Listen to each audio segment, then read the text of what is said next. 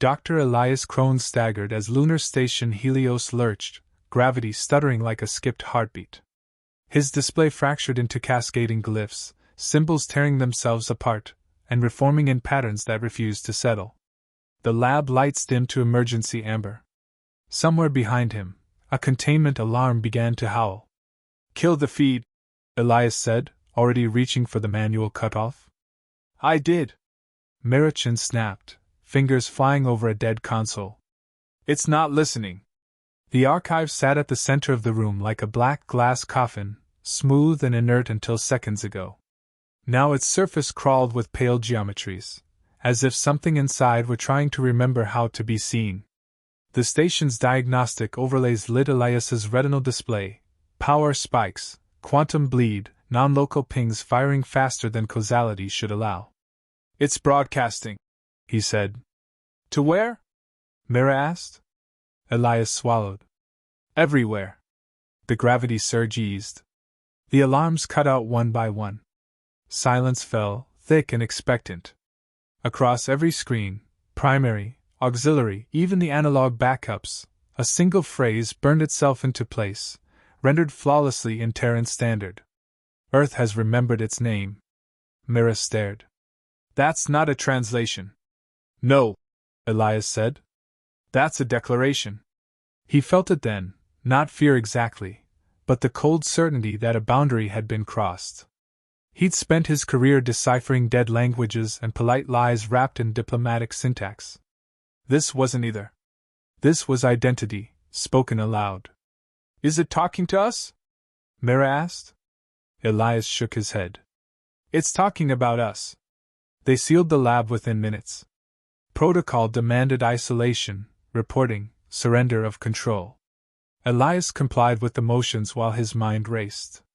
The artifact, recovered from a ruin orbiting a neutron star, had been catalogued as a linguistic matrix, a relic of a vanished species. It hadn't responded to anything. Until they ran Earth's quantum background through it as a calibration baseline. A mistake so small it would end civilizations. He replayed the data stream, slowing it until the symbols stabilized. The archive wasn't storing words. It was matching signatures, existential harmonics, the kind theorists argued about in footnotes, and never expected to see. The closer the match, the more the construct awakened. "Elias," Mira said quietly, "we've got incoming." A projection bloomed in the air, a helix assembly probe, already decelerating inside Sol space. No clearance request. No greeting. Its geometry hurt to look at, a lattice of impossible angles shimmering with restrained power. "They don't send those," Mira whispered. "They do," Elias said. "When they're afraid." Earth's leadership came online within the hour. Faces filled the secure channel, military brass, ministers, scientists dragged from sleep. Elias delivered his report without embellishment. He didn't need to dramatize. The facts did that for him. "The archive reacted to Earth as if to a trigger," he concluded. "Not a location. A name." A general leaned forward. "We've been catalogued for decades. Sol 3. Terra Minor. That's our name." Elias met his gaze. "That's what we're allowed to be called." Silence followed. Then a woman from Diplomatic Affairs spoke, voice tight. "You're suggesting the assembly hid something." "I'm suggesting they buried it," Elias said. "And we just dug it up." They authorized limited disclosure. Elias hated that phrase. It meant truth rationed by fear. Still, he worked. He dug through the archive's fragmented layers, cross-referencing with forbidden datasets, following trails that had been scrubbed clean centuries ago. The concept emerged piece by piece, true stellar names. Not labels. Anchors. Civilizations that possessed them didn't just occupy space. They altered probabilities in their vicinity. Technology bent easier. Survival curves flattened. Reality leaned, just slightly, in their favor. The galaxy had learned to dread such worlds. Every recorded instance ended the same way, transcendence or extermination. There were no middle paths. Elias found the gap next. Earth's record was truncated, its designation severed mid-structure. Someone had cut the name away with surgical precision and replaced it with a harmless alias.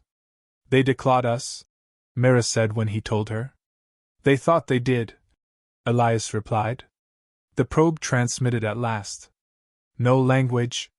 No symbols. Just a pressure in the room, a sense of being measured and found dangerous. Orbital mechanics around the moon began to wobble. Tides shifted. The station creaked as if bracing. "Tell them to leave," the general barked through the channel. Elias shook his head.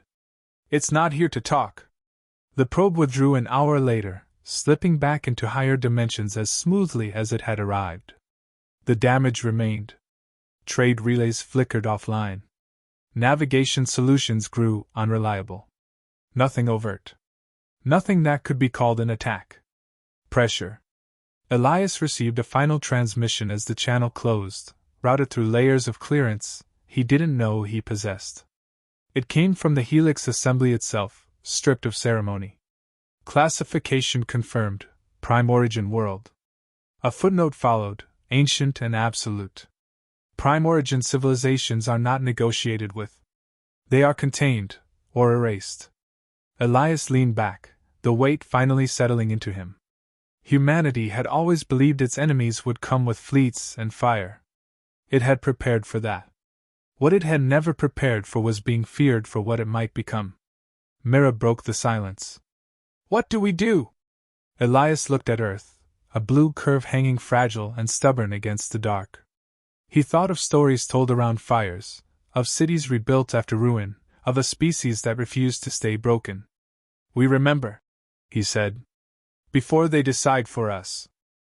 Dr. Elias Crone stood alone on the projection dais, his body rendered in layered light and probability, translated into a form the assembly could tolerate.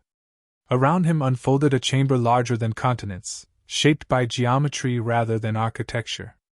Representatives of 1,000 civilizations observed from suspended nodes, energy fields, or folded dimensions. No faces, yet Elias felt their attention like a weight on his spine. He resisted the urge to straighten. A presence shifted at the chamber's core. Velithare emerged. It did not arrive so much as resolve, a lattice of pale radiance collapsing into a coherent shape. Older than human language, older than many stars, the High Archivist carried itself without urgency. Eternity had made it efficient. "Human representative," Velithare said, its voice layered with harmonics that bypassed hearing. "You have activated a forbidden resonance," Elias answered steadily. "We didn't know it existed." "That," Velithare replied, "is statistically unlikely." A ripple moved through the assembly, unease expressed as fluctuations in light, temperature, causality. Elias understood then, this was not a trial. It was a diagnosis. "You call our world Prime Origin," Elias said. "Explain." Velithare extended a filament of light. History unfolded, not as images, but as outcomes. Probability curves bending. Extinction events failing. Species enduring beyond projected collapse. "Prime Origin worlds generate adaptive civilizations," Velithare said. "They do not stabilize. They react." Elias saw early humanity through the data, not myths or monuments, but patterns. Survival after impact winters. Social cohesion after near annihilation. Innovation emerging fastest under pressure. "You survived when extinction was expected," Velithare continued. "Repeatedly. Each survival altered your cognitive trajectory. You learned to change yourselves faster than your environment could kill you." A Kethari observer pulsed with cold light. "Unacceptable variance." Elias felt anger stir. "We adapted because we had to." "And that," Velithare said, "is the problem." The assembly records deepened. Elias glimpsed other Prime Origin species, some luminous, some monstrous, none familiar. Each ended the same way. Physics warped locally. Cause and effect lost obedience. Neighboring civilizations collapsed, not conquered but destabilized. "You fear us," Elias said. "We fear outcomes," Velithare corrected. You are not violent by galactic standards. You are uncontained. On Earth, the consequences were already unfolding. Elias watched through secondary feeds as human navigation arrays struggled to lock coordinates. Trade convoys stalled at the edge of Sol, routes subtly corrupted. Insurance markets collapsed before analysts could explain why. No weapons. Just pressure. Human leaders argued behind closed channels. Some demanded retaliation. Others urged submission, believing compliance would restore normality. Elias knew better. The galaxy wasn't testing strength. It was measuring response. A Terran admiral appeared briefly on Elias's peripheral feed. They're squeezing us without touching us. Because touching would justify resistance, Elias replied. This way, we break ourselves. Back in the assembly, Velathore continued. Your designation was altered during first contact, it said. Your true name was severed and sealed. By whom? Elias asked. By consensus, Velathore answered. Survival outweighed ethics. The words hit harder than any threat. 1,000 civilizations had agreed humanity was too dangerous to exist fully. Where is it? Elias asked quietly. Velathore paused. A deliberate act. Not where you expect, it said. Your name is incomplete because it was never externalized. The final structures were never written into space-time. Elias's mind raced. Then where? Within, Velathore said. Distributed. Emergent. Encoded in shared cognition. Stories. Memory. Defiance. Humanity hadn't lost its name. It had internalized it. A new projection flared. A legal construct, ancient and merciless. Ultimatum, Velathore declared. Humanity will submit to cognitive dampening. Neurovariance will be reduced. Adaptive feedback limited. Your civilization will stabilize. Elias felt cold spread through his chest. You want to make us smaller. We want you predictable. And if we refuse? The chamber dimmed. Containment, Velathore said. Followed by erasure, if necessary. The feed cut. On Earth, panic did not erupt. That surprised the assembly. Cities did not burn. Markets wavered, then steadied. Networks filled with argument, grief, fury, but also stubborn calm. Humanity had endured worse than uncertainty delivered from the stars. Elias sat with Mira in a quiet lab overlooking Earth's curve. No alarms. No speeches. Just the planet turning, indifferent and alive. They think we'll beg, Mira said. They think fear makes us manageable, Elias replied. Doesn't it? He considered that. Fear makes us careful. Pressure makes us creative. A message arrived from Terran leadership. Short. Unembellished. Humanity declines cognitive suppression. No threat.